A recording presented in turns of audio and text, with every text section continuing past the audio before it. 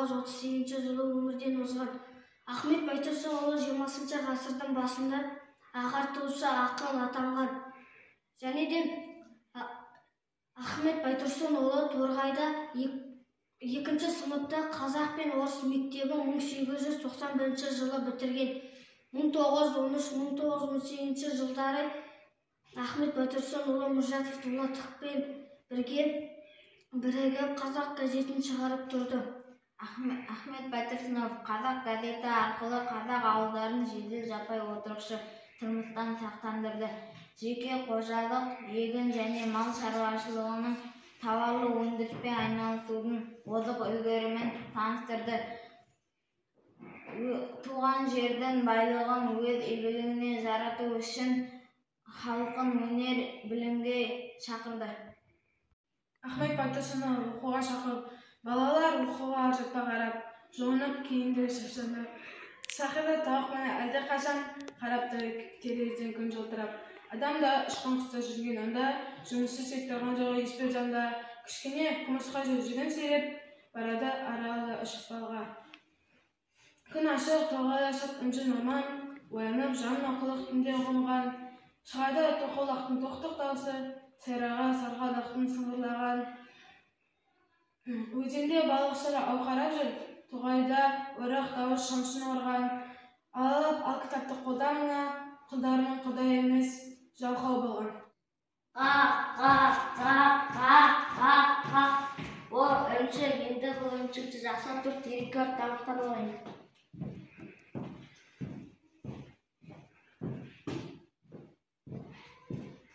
О, қарға, сенің мойының, көзің және де мұрның қандай күшті еді. Өзінің қанаттарын қатты жылтыратты.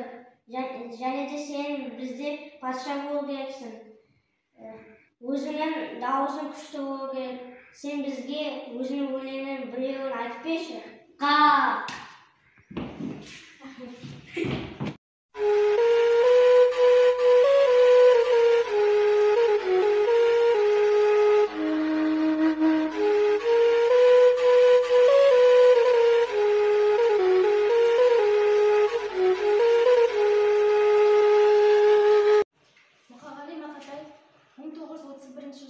Алматы облысы Арықол ауданы Шалкөте ауылында дүниеге келген.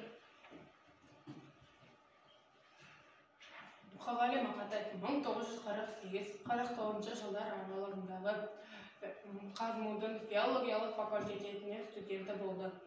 1948 жылы оқуын тастап Шибіт ауылында ауылдық кеңестің хатшысы болған. 1949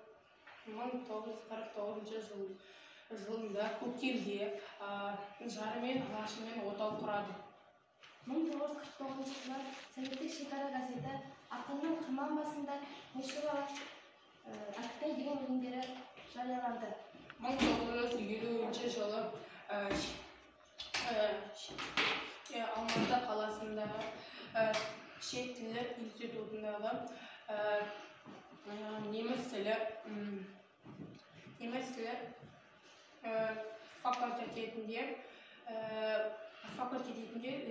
оқыды, бірақ тұрмыстық жағдайларының кесірінен оқуды тастауға тура келді. 1954 жылы Шибіт ауылында Қарасаздың бастауыш мектебіне орыс тілі пәнінің мұғалімі болып тағайындалды. Және де ақынның үш өлеңі әдебиет, искусство журналдарында жарияланды. 1957 жылы республикалық радионың директоры болып жұмыс жасайды. 1960-1962 жылдар аралығында Советтік шекара газетінің бөлім меңгерушісі болған.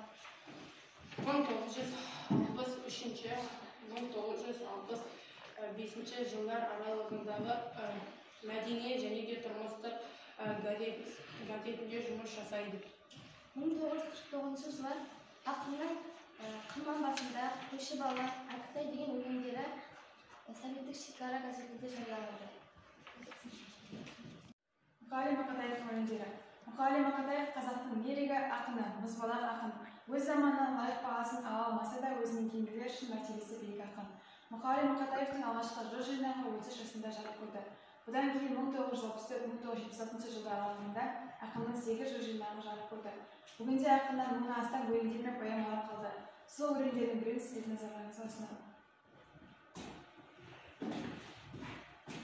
Ғашықпын, шын ғашықпын сол адамға, мен болмаса оның саламын ба? Одан жан қайрылмайтын, жібектен бәлде құл адам ба? Ғашықпын қайты оны жасыра алам, бір алтын атырашын маған. Сағын тоса сағынайын, сан шарған ғашық адам. Шақтап қолым біз көктек күнге, атқан құсым менен кеткенім бе?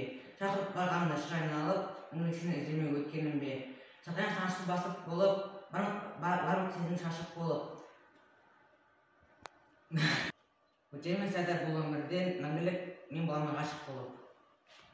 Мұқағали Мақатаевтың өлеңдерінің мағыналары әртүрлі. Мысалға, отан туралы, махаббат туралы, ана туралы және тіл туралы, және тағы да басқа жанрлары бар. Мұқағали Мақатаевтың қандай өлеңдері бар және қандай өлеңдері кең таралған.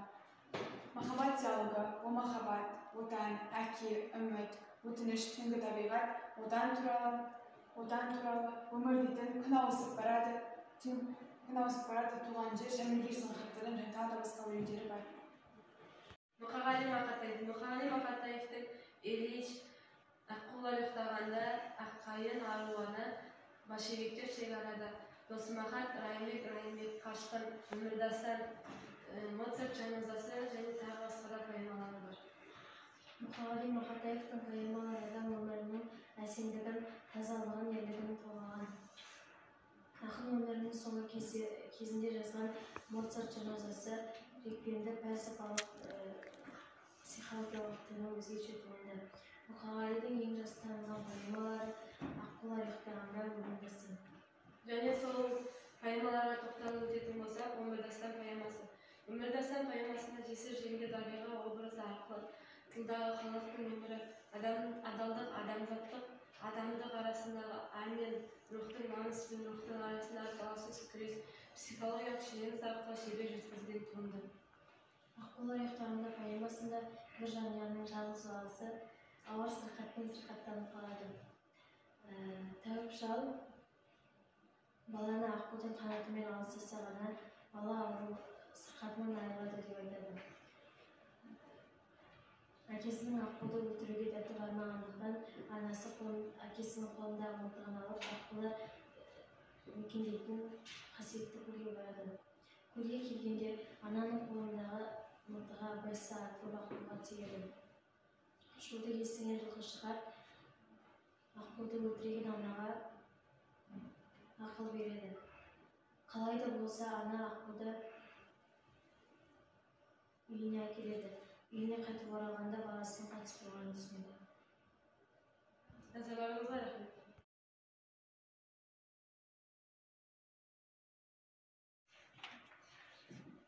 Ақселеу Ислам Осиінде 12 желтоқсан күні 1942 жылы Атасу ауылы Жаңаарқа ауданында Қарағанды облысында дүниеге келген. Өмірінде жазушы, әдебиет зерттеушісі, филология ғылымының докторы және профессор болған. Әкесі Слан 2-ші дүниежүзілік соғыста қаза тапқан соң, ағасы Аманбектің тәрбиесін көріп өскен. Қызмет жолы 1959 жылы Жаңаарқа ауданының орталығында номер 1-ші мектеп қазақ мектебін бітіріп, комсомол жолдамасымен Қызылтау авто кешендерде мал шаруашылығы жұмысымен 3 жыл еңбек етеді. 1961 жылы Әл-Фараби атындағы Қазақ ұлттық университетіне оқуға түсіп, 1968 жылы бітіріп шығады. Сол оқып жүрген жылдары 1963 және 64 жылдары Троиц қаласында өзінің әскери міндетін өтеуге кетеді.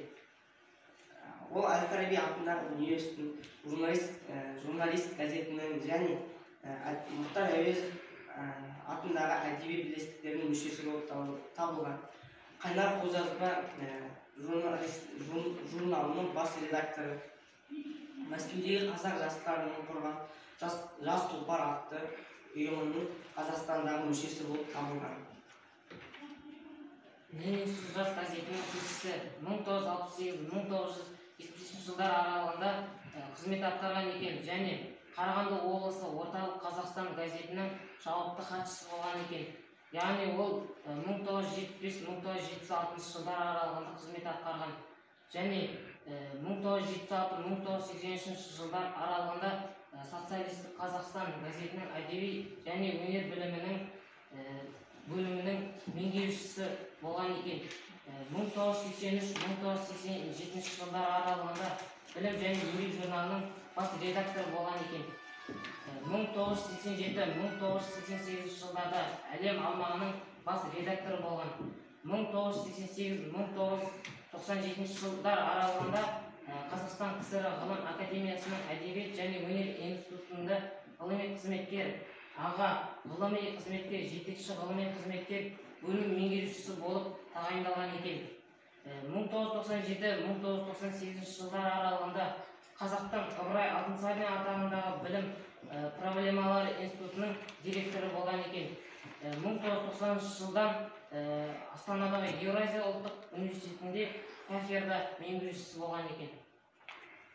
Ақселеу Сейдімбет 2009 жылы 16 қыркүйекте қаза тапқан.